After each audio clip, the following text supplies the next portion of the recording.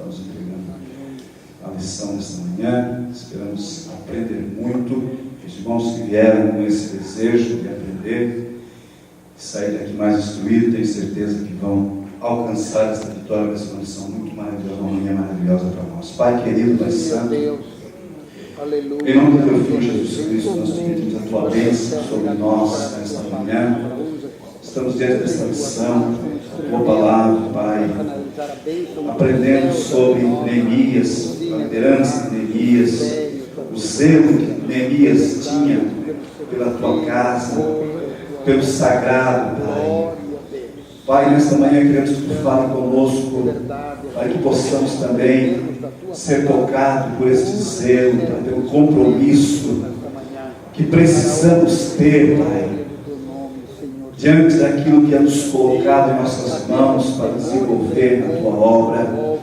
Pai, aqueles que têm algum trabalho de liderança na Tua igreja, aqueles que pretendem, aqueles que querem, Pai, ou aqueles que desejam te servir no ministério da oração, ou, meu Pai querido, em todas as áreas da Tua igreja, Pai, nós precisamos desse zelo, esse cuidado, Pai querido, ou com as coisas Tuas, Pai. Nos ajude, nos abençoe nesta manhã, venha falar conosco. Esperamos que o Teu Espírito Santo nos mova, Senhor, nosso coração, nos acendeie, nos ilumine, abençoando também a irmã Eliseu, Pai querido, em nome de Jesus eu te peço, amém, amém. Glória a Deus. Pode dizer a continuação.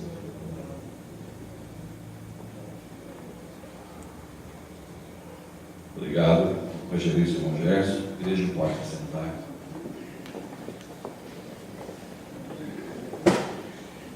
Paz do Senhor, querida igreja, amém?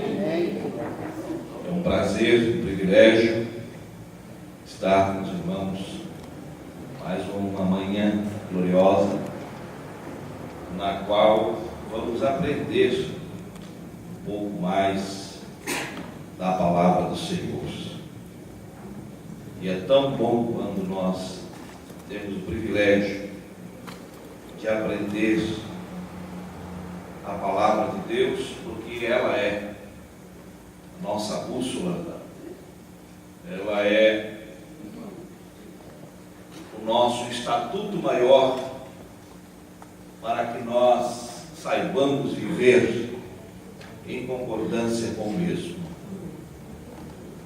Fora desse estatuto, fora do que está aqui, corremos o risco do erro, corremos o risco de sairmos fora da vontade do Senhor. E a lição de hoje é um tema deveras importante, e é evidente que, se nós analisássemos por um prisma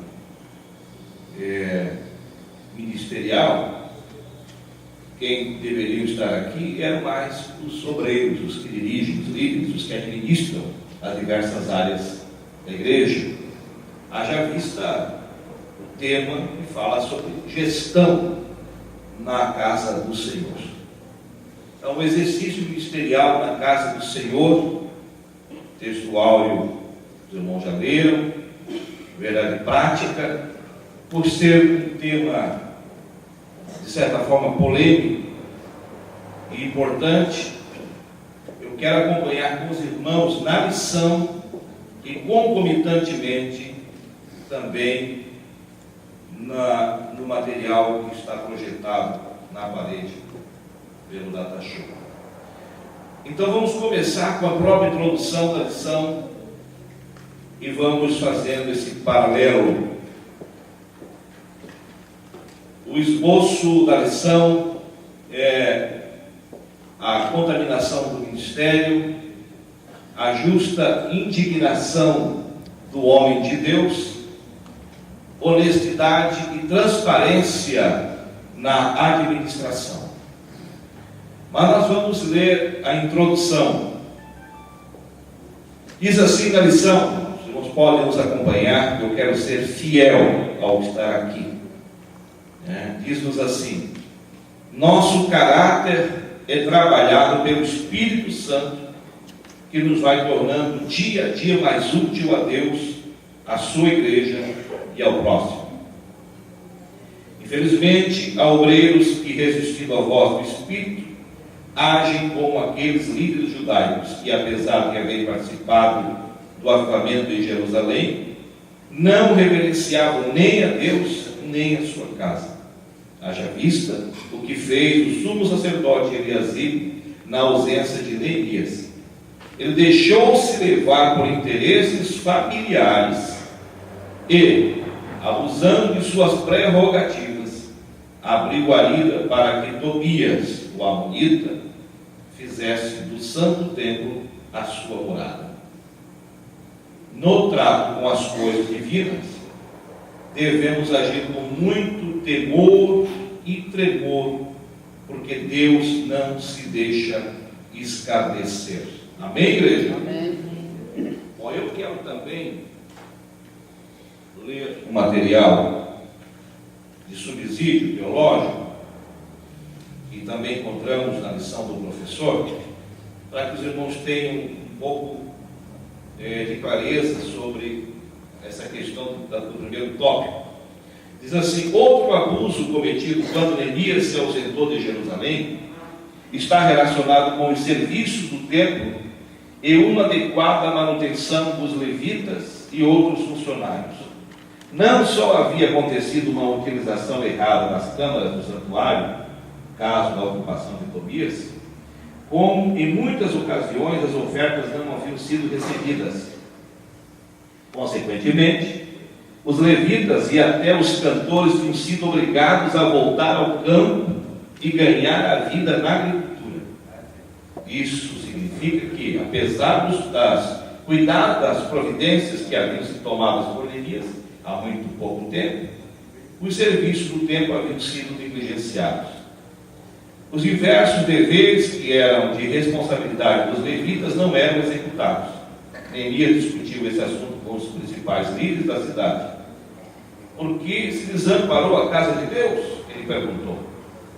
Por causa de sua insistência, esses abusos foram rapidamente remediados. O povo voltou a trazer seus dízimos e ofertas. Homens de confiança foram colocados como responsáveis pelo tesouro do templo e foi feita uma adequada provisão para atender às necessidades dos serviços da casa do Senhor. Irmãos, na introdução, nós já temos aqui tópicos que poderíamos estar adentrando ao tema e nos fixando na palavra ministro. Eu gostaria que os irmãos também memorizassem. Ministro quer dizer servo, servidor. Ministro, ele está para ministrar. Ele está para cumprir uma missão que lhe fora outorgada por uma autoridade maior. No governo, em todos os governos, todo mundo, vocês ouvem falar sobre os ministros. Ministro da Agricultura, ministro da Fazenda, ministro da Economia. São os diversos ministros que têm as suas pastas e nas suas respectivas pastas respondem por elas e prestam conta de tudo que fazem. Vocês estão acompanhando pela mídia, todos os dias na televisão, de que de vez em quando cai o ministro. Por quê? Porque o ministro não correspondeu na sua pasta. Foi descuidado no cumprimento do dever. Abusou das prerrogativas que lhe eram dadas. Usou do poder que tinha. Usufruiu do bem público para interesse próprio. Vocês acompanham, não precisa nem dizer. Volta e meia cai o ministro, está caindo mais um agora, o grupo do Ministério do Trabalho. E já vem há tempo caindo ministros. Por quê? Porque a presidente, dessa forma, temos que elogiar, ela está atenta e quando há denúncias, ela procura checar as denúncias. E o ministro é afastado, porque como servo, como alguém que é servidora do povo, alguém que é servidor do povo, tem obrigação de ter compromisso no bom uso ética e moral do dinheiro público. E também é assim na casa do Senhor. É uma questão de gestão. E aqui diz que e alguns abusando de suas prerrogativas, né? Ali diz ali, e abusando de suas prerrogativas, abriu guarida para que Tobias, o amonita, fizesse do santo templo a sua morada. Evidente que era uma prerrogativa naquele momento do Eliasibe. Por quê? Porque Neemias, depois de 12 anos, irmãos, e nós já vimos nas lições anteriores, quando ele começou o processo de transformação, desde o momento que ele saiu da frente do rei Artaxerxes, se preparou para isso, convenceu o rei, orou, e Deus permitiu que ele fosse reconstruir os muros de Jerusalém, que ele fosse retomar todo aquele processo de reconstrução de Jerusalém. Ele conseguiu essa prerrogativa e conseguiu inclusive a autoridade maior do rei, que o nomeou